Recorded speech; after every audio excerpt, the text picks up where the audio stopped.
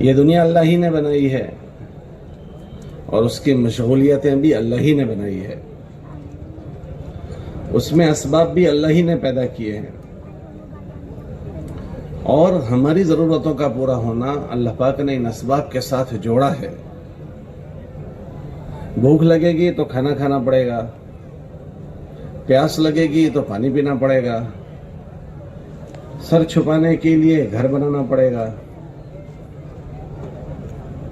کسب معاش کے لیے ذریعے بہانے کے طور پر کسی مشغلے میں مشغول ہونا پڑے گا۔ تو یہ اللہ ہی نے نظام بنایا ہے، تو اس کو چھوڑ کر کوئی زندگی نہیں گزار سکتا۔ تو پھر بات کیا ہے؟ کہ جی بات یہ ہے کہ ہر ایمان والا ان مشغلوں میں اللہ کو ناراض نہ کرے، اس لیے ہر مشغلے والے سے متعلق الگ الگ دین ہے۔ مزدور کا دین الگ ہے کہ مزدور اپنی مزدوری میں اللہ کو کیسے راضی کرتے ہوئے مزدوری کرے گا۔ تاجر کا دین الگ ہے کہ تاجر اپنی تجارت میں رہتے ہوئے کیسے اللہ کو راضی کرے گا۔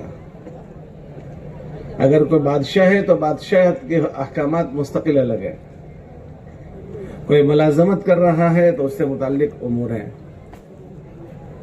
ہر ایک سے یہ بات کہی جا رہی ہے کہ اس میں اپنا رہنا ایسا بناؤ کہ جس کے ذریعے سے تم سے اللہ راضی ہو جائے۔ اللہ کو راضی کرنے کو کیوں کہتے ہیں؟ بات یہ ہے کہ یہ دھرتی اللہ کی ہے۔ جب دھرتی اللہ کی ہے، اللہ قرآن میں فرماتے ہیں کہ اس دھرتی پر ہماری ہی بات چلے گی، کسی کی بات نہیں چلے گی۔ الا لہ الخلق والامر، کہ لوگوں سے کہو کہ لوگ کان کھول کر سنیں کہ یہ دھرتی ہماری ہے، یہ پوری کائنات اللہ کی بنائی ہوئی ہے۔ جب یہ کائنات اللہ کی بنائی ہوئی ہے تو اللہ فرماتے ہیں اس میں بات بھی اللہ ہی کی چلے گی، والامر، بات اللہ ہی کی چلے گی۔ لگا لیں جیسا لگا چلے،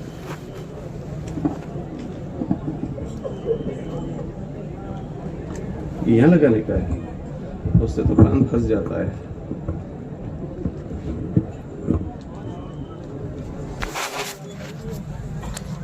فرماتے ہیں کہ یہ زمین اللہ کی ہے، یہ ساری مخلوق اللہ ہی نے بنائی ہے، اور فرمایا کہ اس میں جو بات چلے گی وہ اللہ کی چلے گی۔ الا لہ الخلق والامر، اس کا مطلب کہ اگر کوئی آدمی نے اسباب اختیار کیے، شکلیں اختیار کی، اور اگر اللہ کی طرف سے اس کے لیے اس چیز کے ذریعے سے اس کی حاجت کے پورا ہونا اگر آسمان سے فیصلہ نہیں ہوا تو اسباب اختیار کرنے کے باوجود بھی اس کی ضرورت پوری نہیں کی جائے گی۔ ہم دنیا میں دیکھیں کہ جتنے لوگوں کے سنجوگ خراب ہوئے ہیں تو وہ سنجوگ والے انہوں نے اپنے اچھے سنجوگ بنائے تھے، انہوں نے اپنے اچھے اسباب اختیار کیے تھے، لیکن انہی اسباب میں وہ جو چاہتے تھے وہ نہیں ہوا، بلکہ ان کی چاہت کے خلاف کی چیزیں ہو گئی۔ آپ دنیا میں دیکھیں کہ جتنے لوگ مقروض ہیں، اچھا بتاؤ دنیا میں زیادہ لوگ مقروض ہیں زیادہ مالدار ہیں؟ ذرا زور سے بولو جی۔ زیادہ مقروض ہیں۔ اچھا جتنے لوگ مقروض ہیں ان کو جو قرضے ہو گئے وہ دکانیں، کاروبار، کھیتیاں بند کر کے قرضے ہو گئے یا چالو کاروبار میں مقروض ہو گئے؟ بولو بھائی، چالو کاروبار میں۔ اچھا مجھے بتاؤ کہ جب چالو کاروبار میں ان کو قرضے ہوئے ہیں تو انہوں نے یہ کھیتیاں، یہ دکانیں، یہ فیکٹریاں، جتنے اسباب اختیار کیے تھے وہ مالدار بننے کے لیے کیے تھے یا قرضدار بننے کے لیے؟ ذرا زور سے بولو۔ مالدار بننے کے لیے۔ تو اسباب تو اختیار کیے تھے مالدار بننے کے لیے اور ہو گئے قرضدار۔ یہ ساری دنیا کی عقلوں کو چیلنج ہے کہ اب بتاؤ کہ یہ اسباب سارے کا سارے مالدار بننے کے لیے اختیار کیے گئے تھے تو اس سے تو مالدار بننا تھا، یہ قرضدار کیسے بن گیا؟ اگر یہ جیسے چاہتا اس کی تدبیر سے ایسا ہی ہوتا تو ان اسباب کو اختیار کرنے والوں میں سے ایک آدمی بھی مقروض نہ ہوتا، سب مالدار ہو جاتے۔ اچھا میں بتاؤں، دنیا میں زیادہ تر لوگوں کی اولادیں فرما بردار ہے یا زیادہ نافرمان ہے؟ ذرا زور سے بولو جی، نافرمان ہے۔ اچھا جتنوں کی اولادیں ہیں ان میں سے کتنوں نے اللہ سے دعا کی تھی کہ اللہ مجھے نافرمان اولاد نصیب فرما؟ جی اچھا کتنوں نے ان کی تربیت نافرمان بننے کی تھی؟ کہ جی ایک آدمی نے بھی ان بچوں کے نافرمان بننے کی تربیت نہیں کی۔ اچھا سب کی تربیت ان کو فرما بردار بنانے کی تھی یا نافرمان بنانے کی؟ جی فرما بردار۔ تو فرما بردار بناتے بناتے نافرمان کیسے ہو گئے؟ کہ ہم سب کو یہ بات سمجھاتی ہے کہ ہمارے بچوں کی لگام بھی ہمارے ہاتھ میں نہیں ہے، ہمارا جیون کا نظام ہمارے ہاتھ میں نہیں ہے۔ اگر ہمارے بچوں کی لگام ہمارے ہاتھ میں ہوتی تو ہم نے تو اپنے بچوں کے اچھے نام رکھے تھے۔ جب بیوی امید سے تھی تب ہم لوگوں سے دعا کرواتے تھے، بزرگوں سے، کہ بیوی امید سے ہے دعا کر دیں اللہ نے صالح اولاد نصیب فرماوے، اور اچھی اسکول میں پڑھنے بھیجا، اچھے مدرسے میں پڑھنے بھیجا، پھر اس کے بعد ان سارے تربیت کے اچھے اسباب کے بیچ میں وہ نافرمان ہو گیا۔ اللہ قرآن میں فرماتے ہیں کہ یہ ساری مخلوق پر باگڈور ہماری ہے، الا لہ الخلق والامر، کہ ساری مخلوق پر باگڈور ہماری ہے، کسی کی نہیں چلے گی، ایک اللہ وحدہ لا شریک لہ کی چلے گی۔ نبیوں کی محنت کے ذریعے سے انسانوں کو یہی باتیں سمجھائی جا رہی ہے کہ یہ ساری کی ساری دنیا جتنی بھی ہے وہ ساری کے ساری خالی برتن کی طرح ہے، یہ ساری مخلوق خالی برتن کی طرح ہے، اس میں اللہ اگر نفع بھریں گے تو اس سے نفع ظاہر ہوگا، اور اگر اللہ اس میں نقصان بھر دیں گے تو اس سے نقصان ظاہر ہوگا۔ ان برتنوں میں میرے بچے بھی ہیں، اگر اللہ ان میں نفع بھر دیں تو میرے بچوں سے نفع ظاہر ہوں گے۔ انہی برتنوں میں ہمارا کھیت بھی ہے، ہماری دکانیں بھی ہے، ہمارے سارے اسباب ہیں کہ اگر اللہ اس میں نفع بھر دے تو اس میں سے نفع ظاہر ہوں گے، اور اگر اللہ اس میں نفع نہ بھرے تو پوری فیملی مل کر اس میں نفع نہیں ظاہر کر سکے گی۔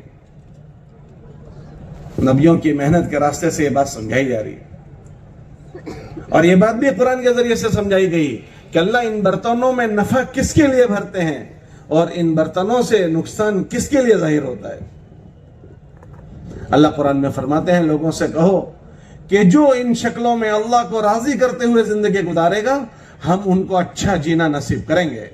من عمل صالحا من ذکر او انثى وهو مؤمن فلنحيينه حیاتا طیبہ، کہ ان شکلوں میں جو اللہ کو راضی کرتے ہوئے جیے گا اللہ فرماتے ہیں اچھا جینا اسے ہی ہم دیں گے۔ اور ایک جگہ فرمایا جو نہیں سمجھے گا اور انجان بن کر زندگی گزارے گا، اعراض کرتے ہوئے زندگی گزارے گا، اللہ فرماتے ہیں اس کے جینے کو ہم الجھنوں سے بھر دیں گے، اس کے جینے کو ہم اجیرن کر دیں گے۔ من اعرض عن ذکری فإن له معیشتا ضنکا، کہ جو بات نہیں سمجھے گا کہ اس کی زندگی میں ہم تنگیوں کو بھر دیں گے، اجیرن کر دیں گے۔ اچھا تنگیاں کہاں سے آئے گی؟ کہ اللہ نے اس کے لیے کوئی اصول نہیں بیان کیا کہ ہم اس کے اوپر یہ سکنجہ کسیں گے، یہ سکنجہ کسیں گے۔ جب اللہ کی دھرتی پر اللہ کی نافرمانی ہوتی ہے تو اللہ پاک اپنے لشکروں میں سے کسی لشکر کو مسلط کرتے ہیں۔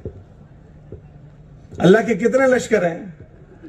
کون سی چیز اللہ کا لشکر ہے؟ اللہ قرآن میں فرماتے ہیں کہ ہمارے بہت لشکر ہیں، للہ جنود، ہمارے بہت لشکر ہیں، اور ہمارے لشکروں کو ہمارے علاوہ کوئی نہیں جانتا۔ وما يعلم جنود ربک الا هو، کہ ہمارے لشکروں کو ہمارے علاوہ کوئی جانتا بھی نہیں۔ جیسے زمین اللہ کا لشکر ہے، جب نافرمانیاں ہوتی ہے تو اللہ زمینوں کو ہلاتے ہیں۔ امی جان سے پوچھا گیا عائشہ رضی اللہ تعالیٰ عنہ سے کہ زلزلے کب آتے ہیں؟ کہ جب زنا عام ہو جاتا ہے، اللہ کی نافرمانیاں ہوتی ہے، زمینیں ہلتی ہے۔ آسمان اللہ کا لشکر ہے، آسمان پانی روک لیتا ہے، کہ جب ماپتول میں کمیاں ہوتی ہے تو اللہ آسمانوں سے پانی کو روک لیتا ہے۔ ہواؤں کے طوفان چلتے ہیں، جب اللہ کی نافرمانیاں ہوتی ہے تو اللہ ہواؤں کو چلاتے ہیں۔ قوم عاد اور قوم سمود پر اللہ نے ہوا کو چلایا۔ یہ بڑی بڑی چیزیں ہیں جس کو ہم جانتے ہیں، چھوٹے سے چھوٹی چیز بھی اللہ کا لشکر ہے۔ چھوٹا سا کھٹمل وہ اللہ کا لشکر ہے، یہ جوئیں جو جسم اور کپڑوں میں پڑتی ہے وہ اللہ کا لشکر ہے. اللہ پاک نے بنی اسرائیل پر ان کو لشکر بنا کر بھیجا. جوؤں کا لشکر, کھٹمل کا لشکر. جیسے بڑی بڑی یہ چیزیں اللہ کے لشکر, ایسے یہ چھوٹی چھوٹی چیزیں بھی اللہ کے لشکر. اور اس کے علاوہ ہمیں جتنی چیزیں نظر آ رہی ہیں وہ سب اللہ کے لشکر. ہماری اولادیں اللہ کے لشکر ہیں, ہماری دکانیں اللہ کے لشکر ہیں کہ بجائے مالدار بنانے کے قرضدار بنا دے. ہماری فیملیاں, بھائی بہن, وہ اللہ کے لشکر ہیں. 50 لوگ ایسے ملیں گے کہ جن کی چٹائی سگے بھائی نے لپیٹ دی. 50 لوگ ملیں گے کہ جن کی چٹائی ان کے نوکر نے لپیٹ دی. ہماری بیوی اللہ کا لشکر ہے, نکاح میں ہمارے ہے لیکن ہے اللہ کا لشکر. اگر اس کو اللہ ہمارے سکون کا ذریعہ بنائے تو اس سے بڑی کوئی نعمت نہیں, اور اگر اللہ اس کے دل کو ہم سے پھیر دے تو اس سے بڑا درد سر کوئی نہیں. کورٹوں میں جا کر دیکھو, سب سے زیادہ کیس اسی رشتے کے ہیں. اللہ فرماتے ہیں جو نہیں سمجھے گا اس کی زندگی کو ہم اجیرن کر دیں گے. یہ تو دنیاوی زندگی میں ہے, پھر مرنے کے بعد کے مسائل الگ ہیں. اس لیے ہر ایمان والے سے کہا جاتا ہے کہ وہ اپنے جیون میں اللہ کو راضی کرتے ہوئے جیون جیے. کسی کو ملنگ بننے کو نہیں کہتے, سنیاسی ہونے کو نہیں کہتے. ابھی تو ہم چھوٹی چھوٹی دکانوں کے مالک ہیں, ابھی تو ہم چھوٹے چھوٹے کھیت کے مالک ہیں. اس مجادر کے بھی کوئی ایک آدمی مالک نہیں ہے. تو جب مجادر کا نہیں ہے تو یہ پورے تعلقے کا کہاں سے بنے گا, پھر پورے ضلع کا, اور پھر پورے گجرات کا, اور پورے ملک کا. اگر اللہ کسی کو آگے بڑھائے تو آگے بڑھنے سے کسی کو نہیں روکتے کہ بڑھو, جتنا آگے بڑھ سکتے ہو. حضرات صحابہ اتنے آگے بڑھے تھے, اللہ نے ان کو آگے بڑھایا کہ وہ ملکوں کے مالک بنے, ملکوں کے. اور بڑھتے بڑھتے اتنے آگے بڑھے کہ حضرت عمر بن عبدالعزیز رحمۃ اللہ علیہ کے زمانے میں ان کا مجموعہ 3 بر اعظم, 3 کھنڈ کے مالک تھے. 3 کھنڈ کے مالک, 22 لاکھ مربع میل زمین پر ان کی حکومت تھی. 3 کھنڈ کے مالک. لیکن وہ کیسے تھے کہ ان ساری شکلوں سے ان کے تیور نہیں بدلتے تھے, ان کے مزاج نہیں بدلتے تھے, رہنی کرنے نہیں بدلتی تھی, زبان کے ٹون نہیں بدلتے تھے, وچار دھارا نہیں بدلتی تھی. میرا کیا حال ہے کہ جی میں سائیکل پر تھا اور اللہ نے مجھے بائک دی تو میرا تیور بدل گیا کہ میں سیدھا بیٹھتا تھا سائیکل پر, بائک آ گیا تو ٹیڑھا بیٹھتا ہوں. ارے بھائی اس کی کمر کیوں بینڈ کھا گئی, کیوں پریشان ہے یہ, اس کو کیا تکلیف ہو گئی کہ سائیکل والا بائک پر آ گیا, ہضم شکتی چھوٹی ہے, اس کو بائک ہضم نہیں ہو رہا ہے. بائک والے کو کار مل جائے تو اس کے پر نکل آتے ہیں. کیا ہوا کہ بائک پر سے کار پر آ گیا, نہیں تو بہت پریشان کر رہا.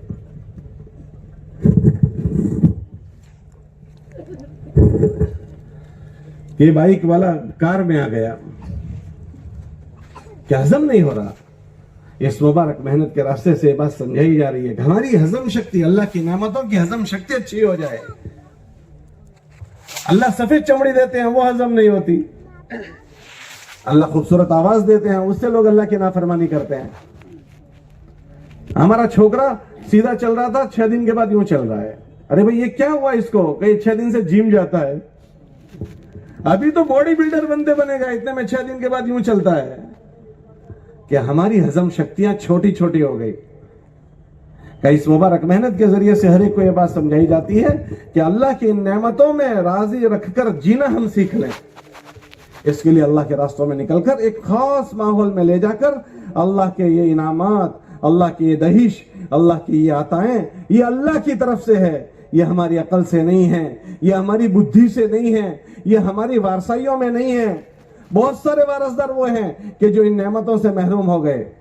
کہ ان چیزوں میں ہمیں اللہ کا دھیان آ جائے, اللہ کا استحضار آ جائے. سب سے پہلے ان نعمتوں میں اللہ کا دھیان لانا ہے, اور دوسرا ان نعمتوں میں اللہ کا پابند بن کر جینے کی مشق کرنی ہے. کہ اگر آدمی ٹیواتا نہیں ہے تو کرنا بھی چاہتا ہے, تو ٹیوایا نہیں ہے تو کر نہیں سکتا. اس لیے ایک تو اللہ کے راستوں میں لے جا کر اس مبارک زندگی کو روزانہ گھنٹوں بھر تعلیم میں بیٹھ کر سنائی جاتی ہے. پھر اس کے ساتھ ساتھ روزانہ اللہ کے راستے میں نکل کر 4 مہینوں میں ان چیزوں کی مشق کرواتے ہیں. مشق ہاں کہ اللہ کا بندہ بن کر کیسے جینا ہو، اس کے لیے اللہ کے راستوں میں ہر ایک کو جا کر اس زندگی کو سیکھنے کی ترغیب دی جاتی ہے۔ لوگ اس کو خالی یہ سمجھتے ہیں کہ 4 مہینے اللہ کے راستے میں جانا ہے، چلوں میں اللہ کے راستے میں جانا ہے۔ یہ چلہ اور 4 مہینہ نکالنا مقصود نہیں ہے، اس چلے اور 4 مہینے کے ذریعے سے ہمارے زندگیوں کا یقین صحیح کرنا مقصود ہے، ہمارے زندگیوں کے جینے کی ترتیبیں صحیح کرنا مقصود ہے کہ ایک آدمی ایک خاص ماحول میں اپنا ایک وقت گزارے، وہ وقت گزار کر ایک اپنی کیفیت کو بنائے۔ اور الحمدللہ رات بھی آپ نے بیان میں سنا کہ اللہ کے راستے میں جانے کے بعد آدمی کے جذبات بدلتے ہیں، آدمی کی سوچ بدلتی ہے، آدمی کی فکریں بدلتی ہے، آدمی کے جیون جینے کے طریقے بدلتے ہیں۔ ہزاروں لوگوں نے اللہ کے راستوں میں جا کر اپنے جیون جینے کے طریقے بدل دیے۔ یہ وہ مبارک چیز سکھائی جا رہی ہے کہ اگر وہ اختیار کی گئی تو اس کے اثرات سب سے پہلے دنیاوی جیون پر پڑیں گے۔ کیوں کہ ان اسباب میں جس میں ہم مشغول ہیں، اگر اللہ کو راضی کرتے ہوئے جیا جائے گا تو پھر آدمی اس میں اللہ کو ناراض نہیں کرے گا، ورنہ تو آدمی اللہ کی ان نعمتوں سے اللہ کو ناراض کرتا ہے، اور جب اللہ کی نعمتوں سے اللہ کو ناراض کیا جاتا ہے تو پھر ان نعمتوں کی ناقدری ہوتی ہے، پھر ان نعمتوں میں اللہ کی طرف سے زوال اور پڑتی آتی ہے کہ کماتے کماتے کنگال ہو گئے، مالدار ہوتے ہوتے قرضدار ہو گئے، کہ نعمتوں میں پڑتی آئی، کہ جی کیا ہوا کہ ان نعمتوں میں اللہ کو ناراض کیا گیا تھا، اللہ کی دی ہوئی نعمتوں سے اللہ کو ناراض کیا گیا ہے، ان نعمتوں میں رہنا نہیں سیکھا ہے۔ کئی بات سمجھائی جا رہی ہے کہ ایک آدمی ان نعمتوں میں کیسے رہنا اس کو سیکھے، اور یہ ایک ایک ایمان والے کی ضرورت ہے، مردوں کی بھی ضرورت ہے، عورتوں کی بھی ضرورت کی چیز ہے۔ اس لیے جو اللہ کے راستے میں جا رہے ہیں ان کو بھی یہ زندگی سیکھنی ہے، اور جو اللہ کے راستے میں نہیں جا رہے ہیں یہ ان کی بھی ضرورت کی چیز ہے۔ سمجھداری یہ ہے کہ جلدی سے جلدی اپنی ترتیبیں بنا کر ہم اس مبارک زندگیوں کو سیکھنے کے لیے جائیں۔ اس اللہ کے راستے میں جانے کے ذریعے سے ہمیں کوئی اللہ کو ٹیکہ نہیں دینا ہے کہ بھئی چلو تبلیغ کو ٹیکہ دے دیں یا اللہ کو ٹیکہ دے دیں۔ حدیث قدسی میں اللہ فرماتے ہیں لوگوں سے یہ بات کہو، ان اولکم وآخرکم وحیکم ومیتکم وانسکم وجنکم، کہ ان لوگوں سے کہو کہ تمہارے زندے اور تمہارے مردے، تمہارے اولین اور تمہارے آخرین اور تمہارے جتنے بھی ہیں وہ سارے کے سارے مل کر اللہ کی اطاعت اور اللہ کی فرمانبرداری پر یکجہت جڑ جائیں، تو ان سب کی اجتماعی عبادت سے تمہارے خدا کی خدائی میں ذرا برابر بڑھوتری نہیں ہوگی۔ اللہ ان سب سے پاک ہے، کسی کا محتاج نہیں ہے۔ اور دوسری جگہ فرمایا ان سب سے کہو کہ اگر تم سارے کا سارے انسان، جنات، تمہارے زندے اور تمہارے مردے، تمہارے چھوٹے، تمہارے بڑے، تمہارے مرد اور تمہاری عورتیں، سارے کا سارے اجتماعی طور پر بغاوت پر اتر آؤ اور اللہ کی دھرتی پر اللہ کی بغاوت کرو، تو تم سب کے اجتماعی بغاوت سے خدا کی خدائی میں ذرا برابر گھٹوتری نہیں ہوگی۔ اگلے زمانے میں اجتماعی قوموں نے اللہ کے سامنے بغاوت کا اعلان کیا، اللہ کا کچھ نہیں بگاڑ سکے، کہ ہم سب اگر اجتماعی طور پر جماعتوں میں چلے جائیں تو اللہ کی سرکار کو کوئی ٹیکہ نہیں ملے گا، اور اگر ہم سب ایک ساتھ یکجہت نافرمانی پر آ جائیں تو اللہ کا کوئی نقصان نہیں ہوگا۔ تو پھر ہوگا کس کا؟ کہ ہم کو یہ سب کچھ اپنے لیے کرنا ہے، اللہ کو ہماری کسی چیز کی ضرورت نہیں۔ اللہ بے نیاز ہے، اللہ ہماری ساری چیزوں سے بے نیاز ہے، کہ یہ ہم سب کو ہماری اپنی ضرورت کے لیے کرنا ہے۔ اگر اس کو کیا جائے گا تو اس کے اثرات سب سے پہلے دنیاوی زندگی پر پڑیں گے، کہ ان ساری شکلوں میں اللہ خوشحالی کو بھر دیں گے۔ کتابوں میں آتا ہے کہ جب اللہ کی دھرتی پر اللہ کو راضی کرنے والی چیزیں بندہ کرتا ہے اور اللہ اس کو پسند کر لیتے ہیں، تو آسمان پر اللہ جبرائیل علیہ السلام سے فرماتے ہیں جبرائیل ہم نے اس کو پسند کر لیا، تم بھی اس سے محبت کرو، اور آسمان کے فرشتوں سے کہو وہ بھی ان سے محبت کریں، اور زمین کے سارے انسانوں سے کہو کہ وہ بھی ان سے محبت کریں۔ پھر اللہ پاک ان کی محبت اس دھرتی پر رہنے والی ساری مخلوق میں ڈال دیتے ہیں۔ یوضع لہم القبول، کہ اس دھرتی پر رہنے والی ساری مخلوق میں ان کی قبولیت ڈال دی جاتی ہے۔ اور جب اللہ کی دھرتی پر کوئی بندہ اللہ کو ناراض کرتا ہے تو اللہ جب آسمانوں پر اس سے ناراض ہوتے ہیں تو جبرائیل علیہ السلام سے اللہ فرماتے ہیں ہم اس سے ناراض ہو گئے، تم بھی ان سے ناراض ہو جاؤ، اور آسمان سے فرشتوں سے کہو وہ بھی ناراض ہو جائیں، اور اللہ کے مخلوق جتنی زمین پر ہے ان کے دلوں میں سے بھی ان کی محبت ختم کر دو، پھر سگا بھائی بھائی ہو جاتا ہے، سگا بیٹا خطرہ بن جاتا ہے، سگا نوکر خطرہ بن جاتا ہے، کیا سگی بیوی کے مسئلے شروع ہو جاتے ہیں۔ کوئی دنیا میں چیز اتفاق سے نہیں ہوتی۔ 50 سال تک بھائی بھائی تھا، 51ویں سال میں بھائی کیسے ہو گیا؟ دنیا کے لوگ کیوں گناہ کر بھگا کر کرتے ہیں؟ اصل میں یہ ہوا اس لیے ایسا ہو گیا، یہ اصل میں یہ جو ہوا وہ تو بہت مرتبہ ہوا تھا، آج ہی کیوں ایسا ہو گیا؟ کہ آسمان سے نظام چلا ہے، ہاں، کہ انسانوں کو اللہ نے نبیوں کے ذریعے سے باتیں سمجھائی ہے۔ اس لیے ہم سب کی ضرورت کی چیز ہے کہ ان چیزوں میں کیسے جینا، ان چیزوں کو سیکھنا ہے۔ خوش قسمت ہے ہمارے وہ ساتھی جو اللہ کے راستے میں یہاں سے جا رہے ہیں، اللہ کے راستے میں جا رہے ہیں اس مبارک زندگی کو سیکھنے کے لیے، بڑے ہی سعادت مند اور خوش قسمت ہے۔ اللہ نے ان کو یہاں سے اس راستے میں نکلنے کی توفیق دی، اس مبارک زندگی کو سیکھنے کی توفیق دی جس کے لیے وہ حضرات جا رہے ہیں۔ ہم سب دعا کریں کہ اللہ پاک ان کے نکلنے کو بے انتہا قبول فرماوے اور اللہ یہ زندگی انہیں نصیب فرماوے، اور ہم باقی حضرات جتنے بھی باقی ہیں یہ ہمارے بھی سیکھنے کی چیز ہے، جتنی اس میں دیر کریں گے اتنا ہمارا ہی نقصان ہے۔ اللہ کرے کہ ہم جلدی سے جلدی ان زندگیوں کو سیکھنے کے لیے جائیں۔ اگر ہم ابھی جلدی نہیں جا سکتے تو اپنے مقام پر رہتے ہوئے جو اعمال ان کے لیے ہیں وہ اعمال ہمارے لیے بھی ہیں۔ ایسا نہیں ہے کہ روانگی کی بات خالی اللہ کے راستے میں جانے والوں کے لیے ہے، ان اعمال کے ذریعے سے جو زندگی ان کو بنانی ہے وہ زندگی ہم مقام پر رہنے والوں کو بھی بنانی ہے۔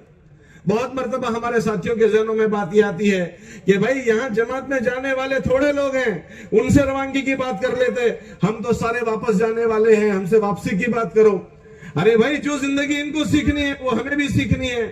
جب تک ہم اللہ کے راستوں میں نہیں جا سکتے ہم اپنے مقام پر رہ کر جن اعمال کے ذریعے یہ حضرات یہ زندگی سیکھیں گے ہم بھی اپنے مقام پر رہتے ہوئے ان اعمال میں مشغول کر کے اس زندگیوں کو سیکھنے کی فکر کریں۔ اس لیے ہم سب کے یہ ضرورت کی چیز ہے۔ حضرت جی رحمت اللہ علیہ فرماتے تھے جو کرے گا وہ پائے گا، اور فرماتے تھے جو نہیں کرے گا وہ پچھتائے گا۔ اس لیے ہمارے جانے والے بھی نیت کریں کہ انشاءاللہ اللہ نے جب توفیق دی ہے تو اپنا یہ وقت اتنا اچھا گزاریں گے کہ یہ ایسے